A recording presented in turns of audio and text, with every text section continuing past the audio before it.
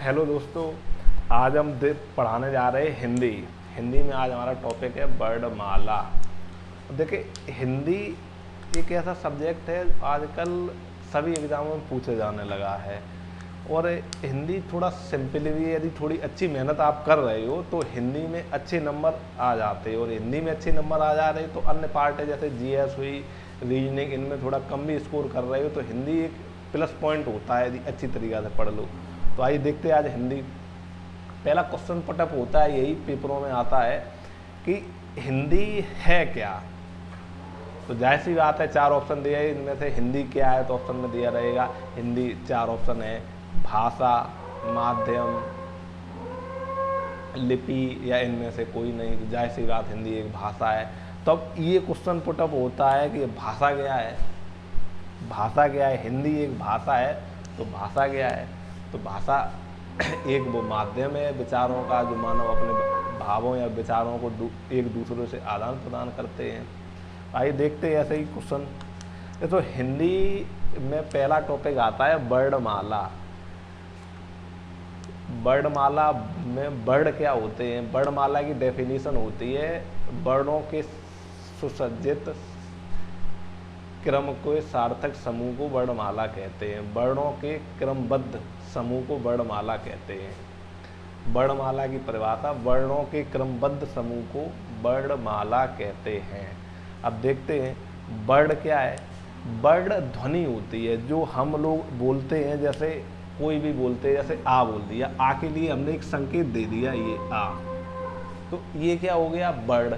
तो ध्वनि का जो लिखित रूप वर्ण होता है, ध्वनि का लिखित रूप वर्ण होता है, इसे ही वर्ण कहते हैं। जैसे वर्णमाला, जैसे कोई भी शब्द धर के तुम बोलते हैं, जैसे का बोल दिया तो का के लिए कोई संकेत किसी भाषा में ऐसा बना दिया, लेकिन अपनी हिंदी में का संकेत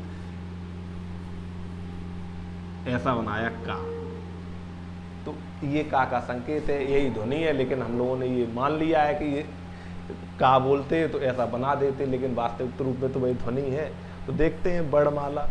वर्णमाला, वर्णमाला में कुल कितने वर्ण होते हैं? वर्णमाला में कुल वर्ण 3-4 प्रकार से होते हैं। देखो, कहीं कहीं दिया रहता है, ऑप्शन के हिसाब से रहता है। ऑप्शन में दिया रहा है पहले 48 भी होते हैं, 49 भी होते हैं, और मैक्सिमम होते हैं वर्णमाला में 52 वर्ण, 52 वर्णमाला में। और देखते हैं वर्णमाला के में कौन कौन से वर्ण होते हैं। वर्णमाला में पहला होता है स्वर और व्यंजन।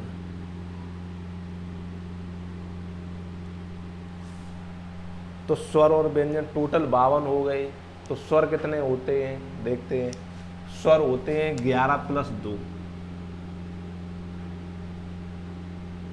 तो स्वर और व्यंजनों में पहला टॉपिक लेते हैं स्वर। स्वर 11 + 2। अब 11 + 2 कैसे होते हैं देखिए, आइए। 11 पहला आ, ई, उ, री, ए, ऐ, ओ, औ।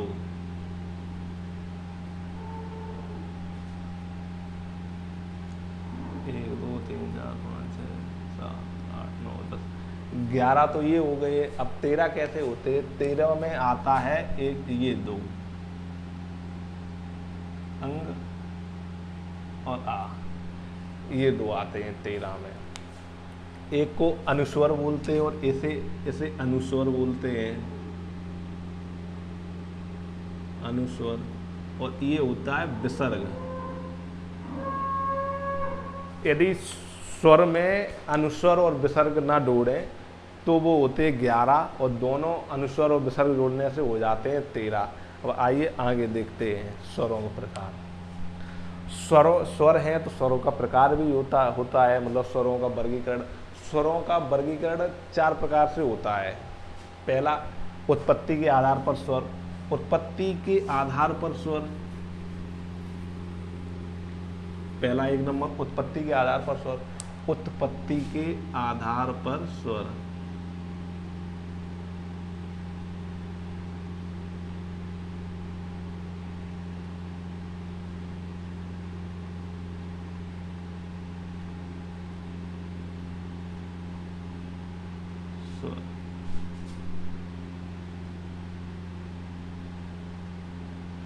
उत्पत्ति के आधार पर स्वरों का वर्गीकरण। उत्पत्ति के आधार पर स्वर दो प्रकार के होते हैं। पहला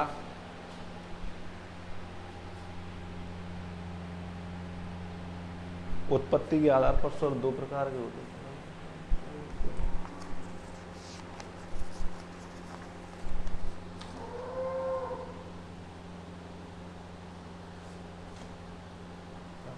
उत्पत्ति के आधार पर स्वर दो प्रकार के होते हैं। पहला मूल स्वर और दीर्घ स्वर। पहला कौन सा? मूल स्वर।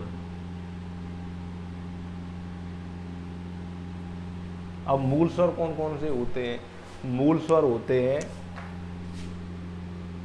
आ, ई, उ और री। उत्पत्ति के आधार पर टोटल 4 होते हैं।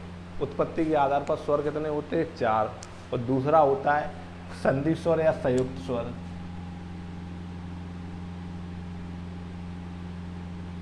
संधि स्वर या संयुक्त स्वर। संधि स्वर या संयुक्त स्वर। अब ये कितने होते? 4 ये, जैसी बात 7 ये होंगे संधि स्वर या संयुक्त स्वर। अब इसमें कौन कौन सा बचा? संयुक्त स्वर में संयुक्त स्वर होते हैं बड़ा आ, बड़ी ई, बड़ा ऊ, ए, आई, ओ और औ। उत्पत्ति के आधार पर स्वरों के दो प्रकार होते हैं। पहला मूल स्वर और दूसरा संधि स्वर या संयुक्त स्वर कहते हैं, जो स्वरों से ही मिलके बनता है। जैसे अब ये आ किससे मिलके बना है? आ और प्लस आ प्लस आ से मिलके क्या बना? आ। ठीक, वैसे ही ये ई प्लस ई से मिलके बनी ई। अब ऊ आया तो ऊ किससे मिलके बनेगा? ऊ बनेगा ऊ प्लस ऊ से ऊ बन गया। अब आया ए बनेगा किससे? आ प्लस ई से मिलके क्या बना? ए। अब बड़ी ए किससे बनेगी? ई प्लस ए से मिलके बन गई बड़ी ए। अब आया ओ मिला आ प्लस ऊ से मिलके बन गया ओ।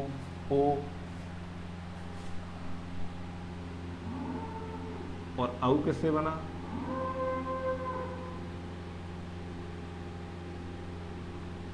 आ प्लस ओ से मिलके बन गया औ।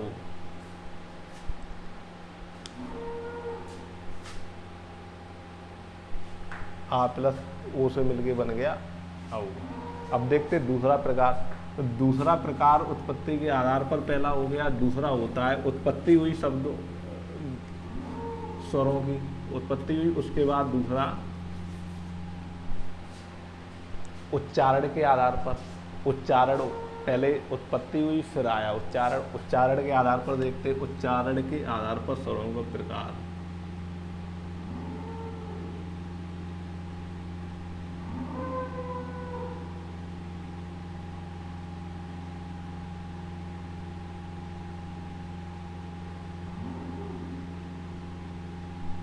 उच्चारण के आधार पर स्वरों के 3 प्रकार होते हैं।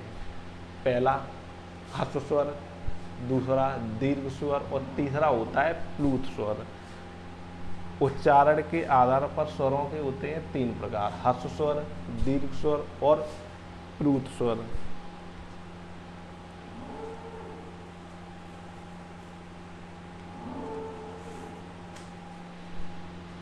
ह्रस्व स्वर, दीर्घ स्वर और प्लूत स्वर। ह्रस्व स्वर पहला देखते हैं। ह्रस्व स्वर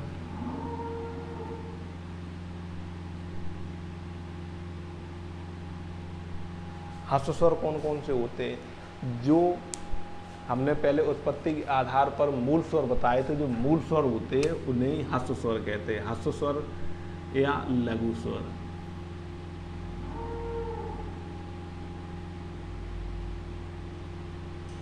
ये ह्रस्व स्वर या लघु स्वर। ह्रस्व स्वर या लघु स्वर जो उत्पत्ति के आधार पर जिन्हें स्वरों को बोलने में, जिन स्वरों के उच्चारण में कम समय लगता है उन्हें ह्रस्व स्वर कहते हैं। और ह्रस्व स्वर होते हैं कुल मिला के टोटल ह्रस्व स्वर या लघु स्वर कितने होते हैं? 4। अब आया सेकंड नंबर दीर्घ स्वर।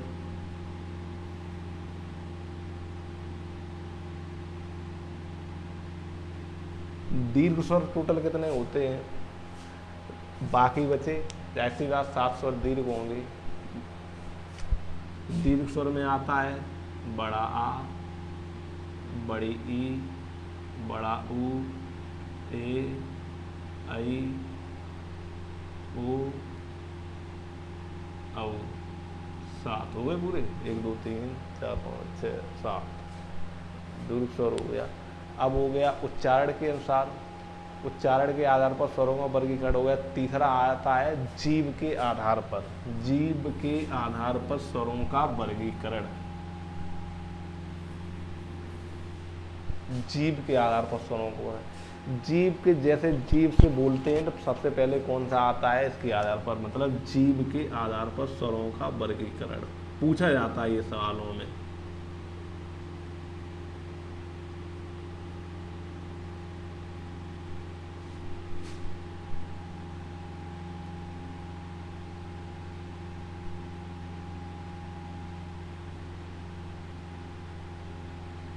पहला, जीव के आधार पर 3 प्रकार से होता स्वरों में वितरण। पहला अग्रस्वर, मध्य स्वर और पश्च स्वर। अग्रस्वर जो बोलने में सबसे पहले आते जीव से टकराएं उन्हें अग्रस्वर कहते हैं, और जो बीच में रहते हैं उन्हें मध्य स्वर कहते हैं। जो जीव के बीच वाले भाग से बोले जाएं उन्हें मध्य स्वर, और जो सबसे लास्ट आगे वाले भाग से उन्हें लास्ट का नाम पश्च स्वर कहते हैं। देखते हैं पहला कौन सा? अग्रस्वर।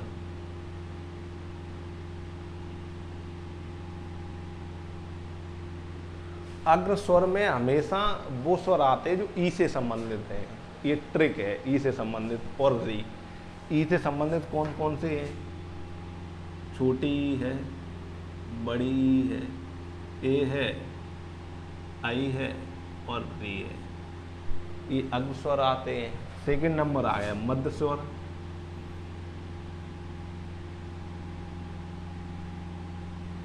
मध्य स्वर में केवल एक स्वर आता है, छोटा आ को ही बोलने में जी आ, एक मध्य रहना, पीछे रहती है ना, आगे आगे का हिस्सा कंपन करता है, तो खाली मध्य स्वर में एक शब्द आता है आ। फिर आता है पश्च स्वर तीसरा।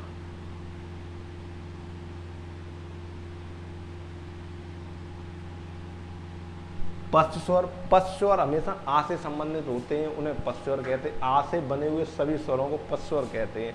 पश्च स्वर में आ से संबंधित, जैसे आ से कौन सा आएगा? बड़ा आया, छोटा आ तो आ ही चुका है, बता बड़ा। ओ है, बड़ा आ है,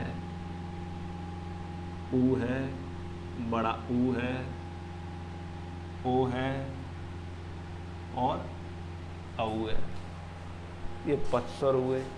एक वर्गीकरण स्वरों का वर्गीकरण एक प्रकार से और रह गया है।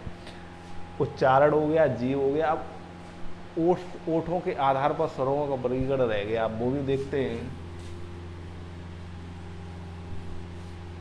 ओष्ठ के आधार पर स्वरों का वर्गीकरण, ओठों के आधार पर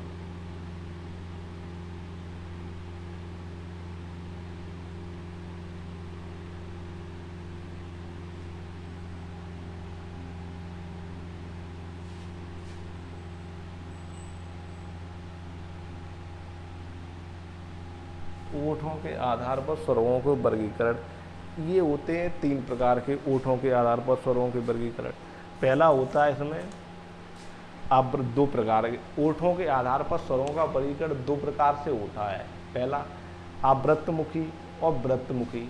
अव्रतमुखी मुखी मतलब या व्रतमुखी से मतलब जो स्वर बोलते समय आपके ओठ गोल हो जाते हैं उसे व्रतमुखी स्वर कहते हैं, और जिनमें बोलते समय थोड़े कम गोल होते या आधे गोल होते अव्रतमुखी कहते हैं।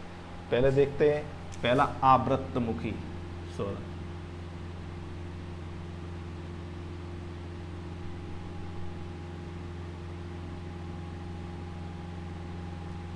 और दूसरा व्रतमुखी स्वर।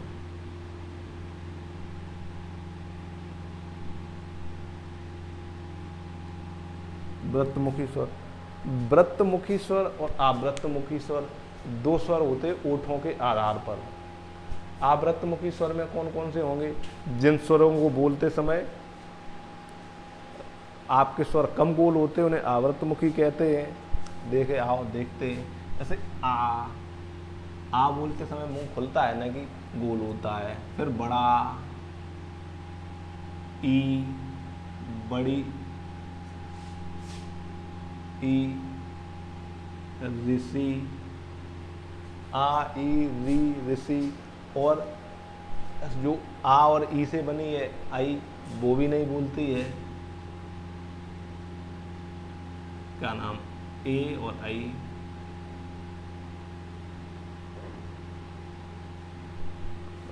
और व्रतमुखी जिन्हें बोलते, जैसे अर्गित ओ बोला, औ, ओ, औ, और ऊ और ऊ। ये चारों तीन का क्रम ऐसा करो, ऊ, ऊ, ओ, औ। चार क्रम हो गए। तो ये स्वरों में इतना ही पूछा जाता है बस।